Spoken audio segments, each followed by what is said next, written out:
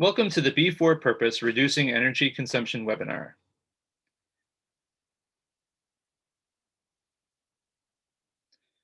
Today, we're going to provide some ideas and action for your small and medium-sized businesses on how to reduce your energy consumption.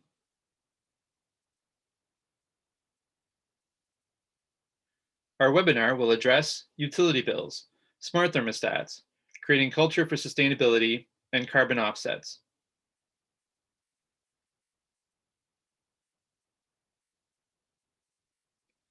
The number one unpredictable cost to small business is energy. In the US, small businesses spend over $60 billion on energy each year.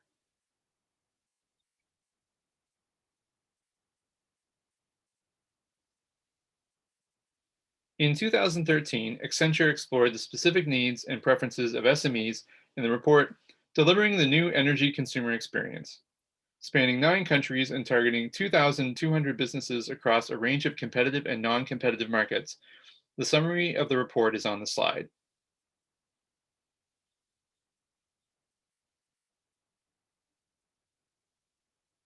The study found the majority, 51%, either do not track energy or this function is managed by the landlord or by accounts payable.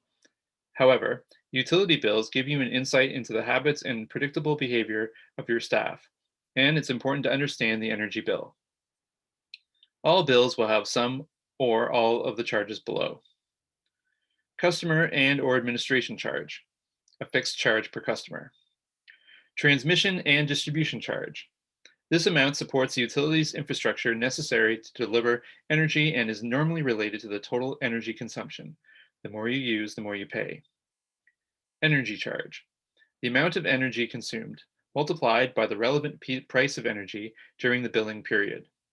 This is directly related to your consumption, therefore, as with the transmission and distribution charge.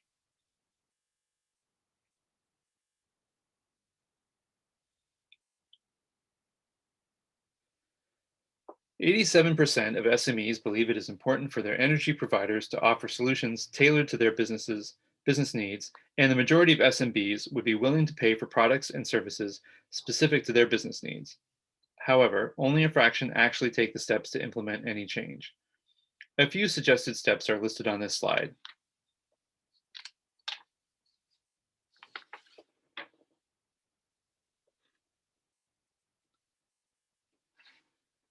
Now we are going to take a close look on how to use smart thermostats.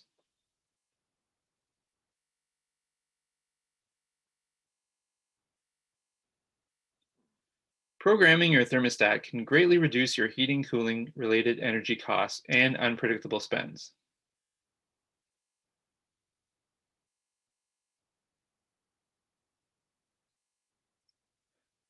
Smart thermostats are an excellent way to manage and control heating and cooling energy usage. Occupancy sensors can adjust the temperature when no one is in the office. Program schedule based on operating hours. Utilize smart features to save an estimated 23% annually in energy savings. Set schedules to reduce consumption during peak times, if in time of use area.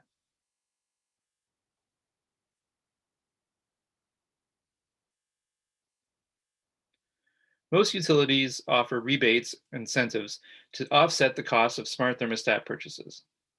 Check with your local electricity or gas provider for more information. In some areas, retailers such as Best Buy in Canada will offer instant rebates when you purchase smart thermostats. Energy Star websites in US and Canada provide an up-to-date list of Energy Star rated thermostats.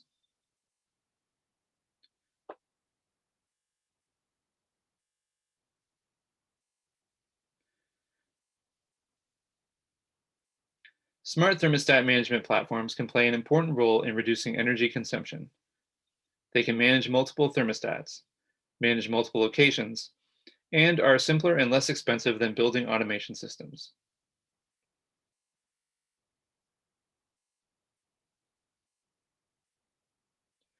Here are a few examples of management platforms. ecobee Smart Buildings, no limit to the number of thermostats, at a cost of $2.50 per thermostat per month. Or Sensei Multiple Thermostat Manager.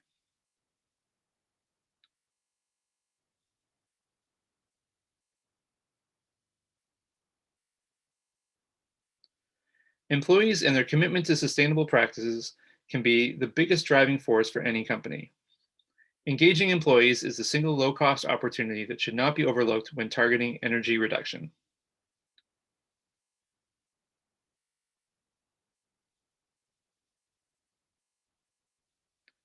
Too often, we walk out of the meeting room without turning off the light or run out of the office without turning off our computer.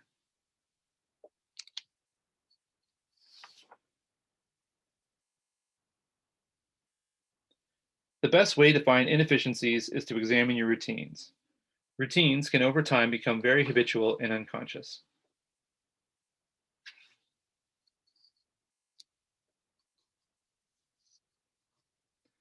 The best way to become more conscious of our routines and habits is to create checklists.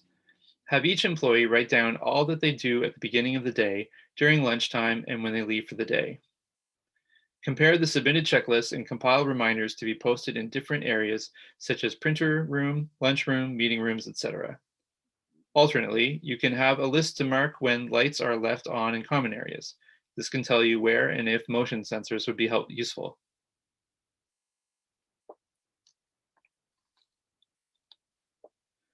Even when all equipment is in sleep or hibernation mode, energy is still being used.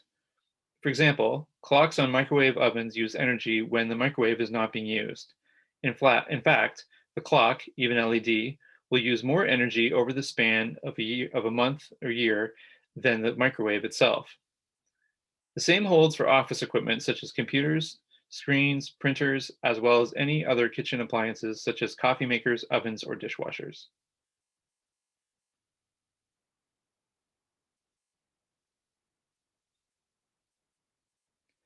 Engaging staff is not enough.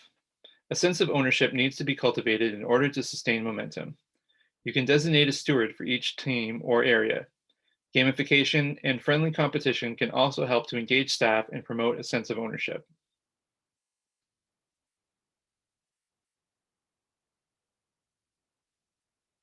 Through transparency and awareness campaigns, the impact of teams and employees can be demonstrated in very concrete terms.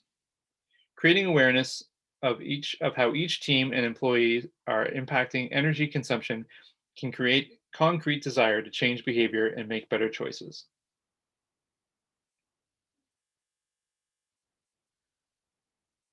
Green teams are an important way to engage staff.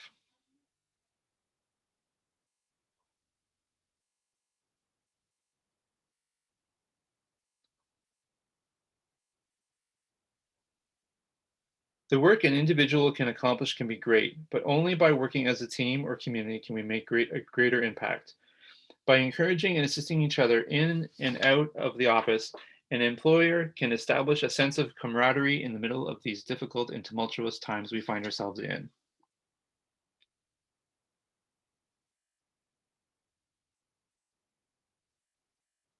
The benefits of integrating energy efficiency go far beyond cost.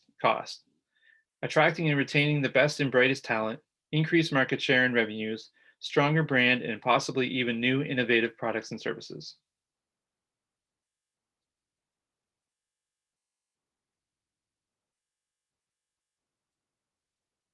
After an employer establishes a handful of people interested in leading the green team, the next step is generating interest and enticing colleagues who may hold the same values but lack the knowledge to start changing behavior on their own. Here are just a couple of key ways to generate interest around the water cooler. Once a team is established, start spreading literature and creating your own very own challenge campaign to cut emissions with every member of the office.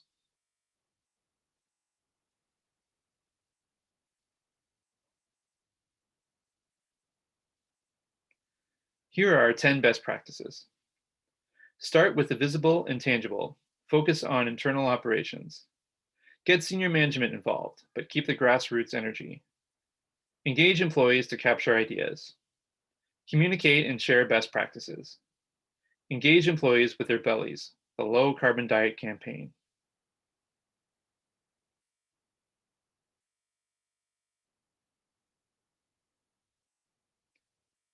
Engage employees in their personal lives. Engage customers to be part of the solution. Use art to raise awareness. Create a toolkit to support and guide green teams. Align green teams with corporate sustainability goals.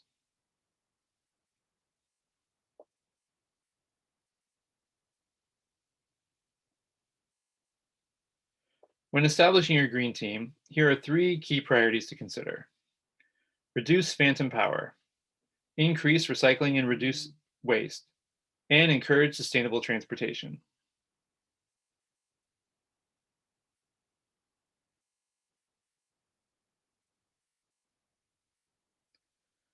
One of the most important team actions to consider is to create attainable and measurable goals for both the office as a whole as well as individuals.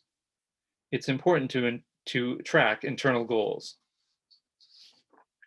such as cost savings by integrating energy efficiency into the workplace and products and services, attracting and retaining the best and brightest talent who want to work for companies with an authentic green commitment, increase market share and revenues resulting from a stronger brand and new innovative green products and services. A great example of this is Deloitte's Greening Toolkit.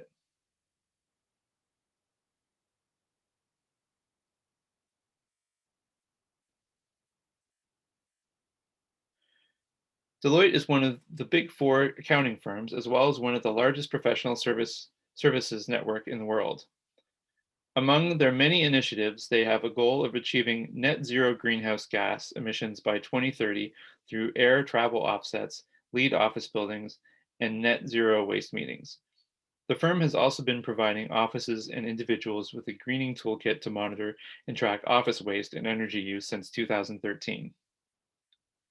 Creating a green team in your own office is a great start to generate new ideas and initiatives to build upon what other companies have done thus far.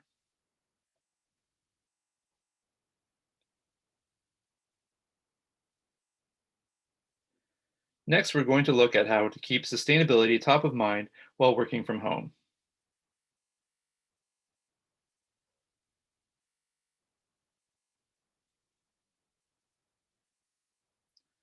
When working from home, try to do the following. Power off your laptop or computer, monitor, printer, and scanner at the end of your workday, during lunch, or when it's not in use. Switch off lights when leaving a room. Use power bars to eliminate phantom loads. Enable energy saving functions on your computer equipment. Make use of natural light by positioning your workspace near a window. Lower the set point of your thermostat. Dress comfortably and adjust your layers before adjusting your thermostat.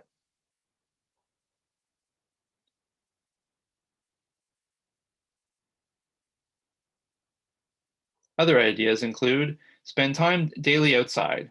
Getting fresh air is helpful in creating improving your physical and mental well-being. Invest in indoor houseplants to add some greenery to your space. Use natural cleaning.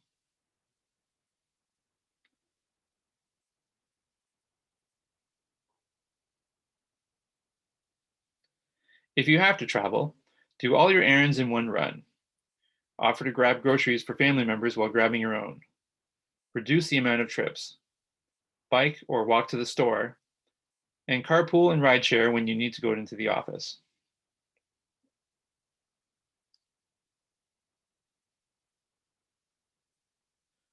Finally, let's talk a little bit about carbon offsetting.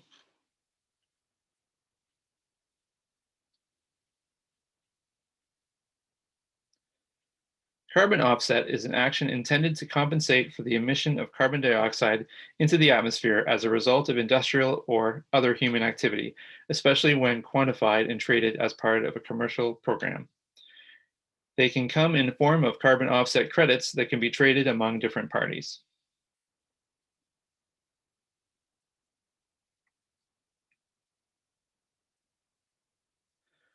Policymakers across various jurisdictions set up emission trading schemes, known also as carbon trading programs, at a regional, national, and international level.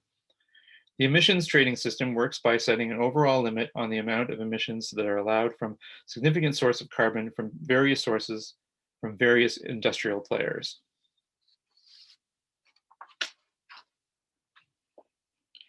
The emissions trading markets function in two main markets known as the compliance scheme and voluntary programs. The voluntary program is where SMEs can take part and leverage the program to future reduce its emissions. The voluntary carbon offset markets are not a part of the compliance markets, and the allowances and credits cannot be interchanged between the two markets. These markets allow businesses, governments, NGOs, and individuals to offset their emissions by purchasing emissions and credits called as the voluntary emissions reductions. And these credits are of smaller value as compared to the ones in the compliance markets because the demand for these credits are only created by voluntary buyers, which include corporations, institutions, and individuals that want to buy offsets. A good way to ensure that your offset purchase is making a positive contribution to the climate is to purchase offsets that meet recognized standards.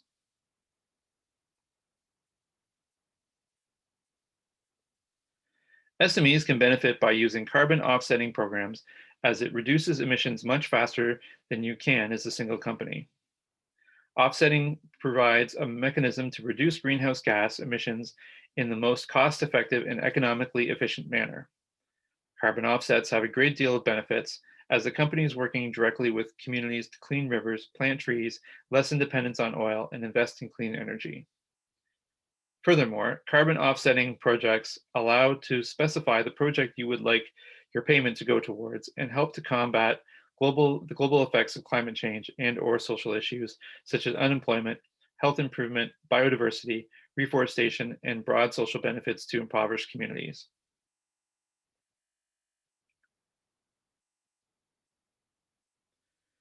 Here's a step-by-step process for carbon offset selection. Step 1.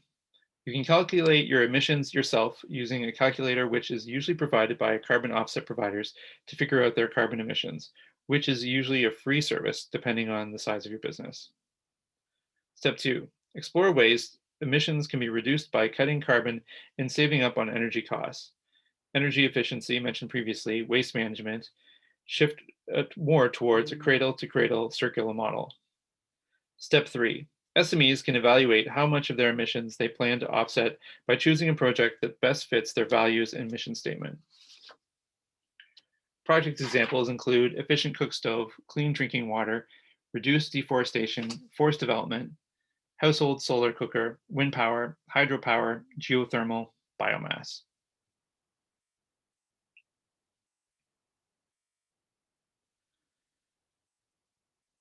The price of offsets typically range from 10 to 15 US dollars per metric ton of carbon emissions. Many offset sellers clearly outline their funded projects online and let buyers choose which project their offsets fund. Some offset providers that provide verified and certified carbon credits are listed on this slide.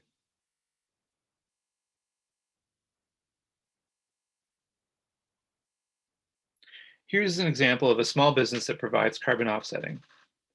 Mom's Organic Market, a local organic grocery store and delivery. They offset their emissions due to delivery transportation by calculating delivery distances by zip code and also offer their customers to buy certified offsets.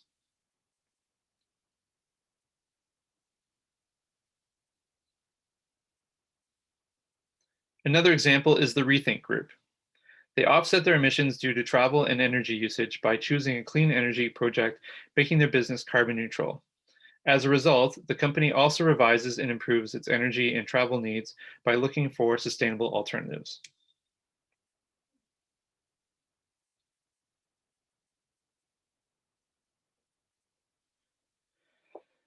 SMEs have many low-cost ways to reduce their consumption. Understand your utility bills. Find ways to reduce your energy consumption. Use smart thermostats and programs to reduce your heating and cooling costs. Create culture for sustainability. Engage your staff. Purchase carbon offsets to support restorative community programs.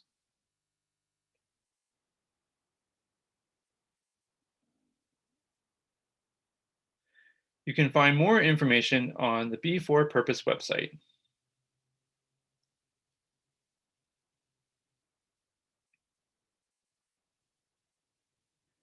This webinar was prepared by Lisa Scott, Dan Chaco, Rodrigo Mora, Jeff Hendry, Eva Greff, and Amanda Diamond. Thank you for watching Reducing Energy Consumption webinar.